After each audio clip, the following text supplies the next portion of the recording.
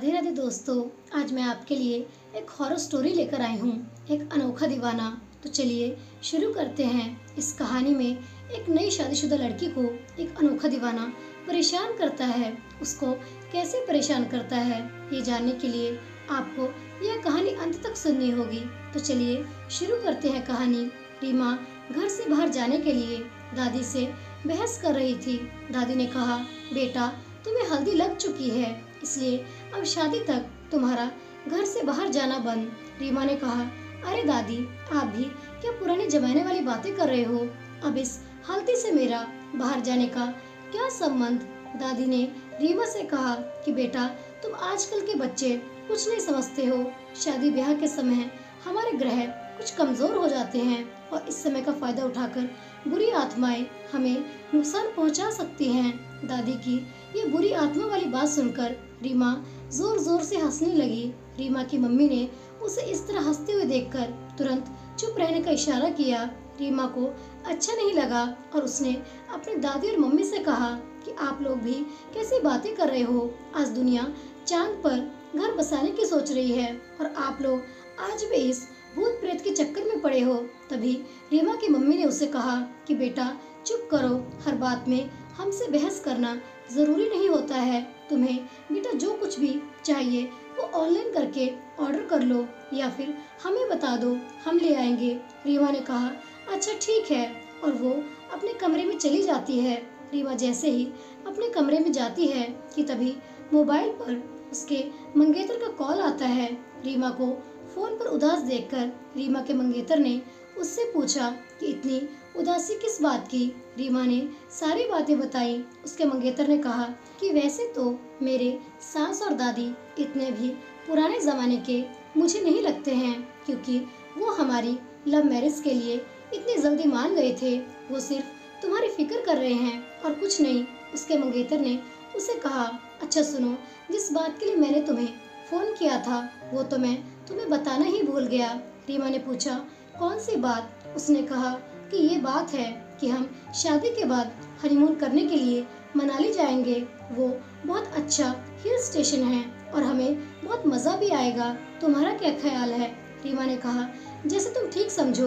दोनों की बातें खत्म हो गई। रीमा और आकाश की शादी बहुत धूमधाम से हुई। शादी की सारी रस्मों को निपटाकर दोनों ने मनाली जाने के लिए तैयारी भी कर ली। आकाश ने रीमा से कहा कि तुम अपने घर वालों को भी फोन करके बता दो कि हम हनीमून के लिए मनाली जा रहे हैं। रीमा ने जैसे ही अपने घर फोन लगाया कि दादी फिर से वही रीमा को समझाने लगी कि देर रात तक मत घूमना, क्योंकि तुम्हारी हल्दी और मेहंदी का रंग अभी भी फीका नहीं पड़ा है। रीमा दादी की बातें सुनकर जोर जोर से हंसने लगी और बोली, क्या दादी, आप भी अभी तक यही बातें कर रही हो? तभी फोन आकाश ने लिया और उसने रीमा की दादी से कहा कि आप बिल्कुल फिक्र मत कीजिए, मैं रीमा का अच्छे से ख्याल रखूंगा। अब आकाश और रीमा अपने आगे के जीवन के सपने देखते हुए बहुत जल्द मनाली पहुंच भी गए और उन्हें पता भी नहीं चला। यहाँ के नेचुरल सौंदर्य को देखकर दोनों बहुत खुश हो गए। उस दिन दोनों गेस्ट हाउस में ही रुके थे। अगली सुबह रीमा ने आकाश को उठाया तो वो रीमा को देखता ही रह गया। लाल सलवार कमीज और खुले बालों में रीमा बहुत खूबसूरत दिख रही थी। आकाश को ऐसे अपनी तरफ देखकर रीमा शर्मा जाती है और कहती है कि आप इस तरह क्या देख रहे हो? चलो अब उठ भी जाओ, हमें घूमने भी जाना है। आकाश को अब ना चाहते हुए भी तैयार होना पड़ा। वो दोनों अब बाहर घूमने के लिए चले गए। दोपहर को जब धूप थोड़ी तेज हुई तो दोनों एक पहाड़ी पर पेड़ के नीचे बैठ गए।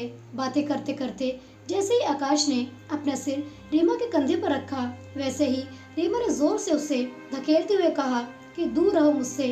आकाश ये देखकर हैरान रह गया और उसने रीमा से तुरंत पूछा, ये क्या मजाक है रीमा? जैसे ही आकाश ने उसे फिर से छुआ कि रीमा वापस चिल्लाई और उसने कहा कि मैंने कहा ना, तुम दूर रहो मुझसे।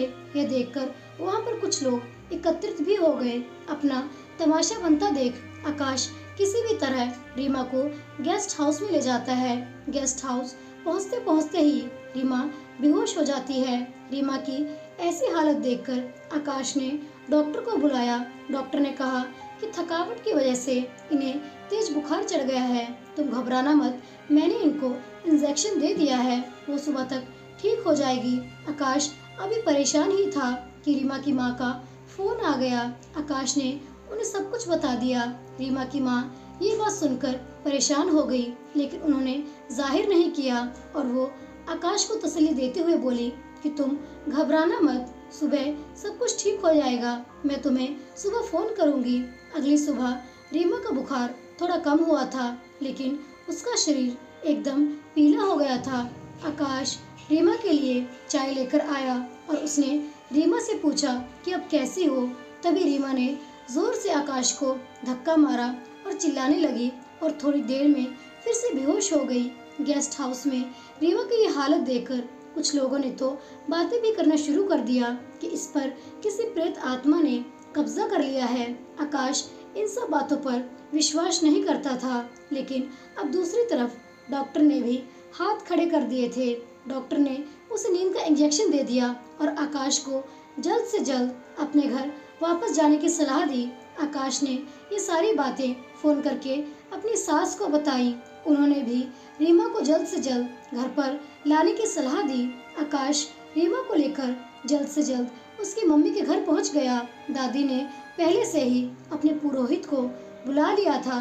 रीमा की ऐसी हालत देखकर उन्होंने कहा कि इसे किसी बुरी आत्मा का साया लगा है। पूजा शुरू होते ही रीमा छटपटाने लगी। पुरोहित जी ने उसके बाल बांधने के लिए कहा।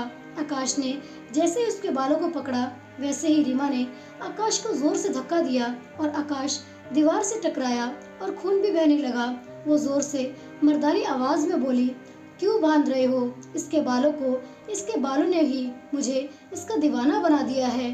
पुरोहित जी ने अग्नि में आहुति डालकर जोरों से मंत्र बोले और रीमा ने फिर से मर्दानी आवाज में बोलना शुरू कर दिया कि मैं तो उस पेड़ पर वर्षों से आराम कर रहा था। उस दिन जब ये लाल सूट और खुले बालों में वहां पर आई, तभी उसने मुझे अपना दीवाना बना दिया। इस खूबसूरती का तो मैं कई वर्षों से इंतजार कर रहा था। इतना बोलते बोलते रीमा बेहोश हो जाती है।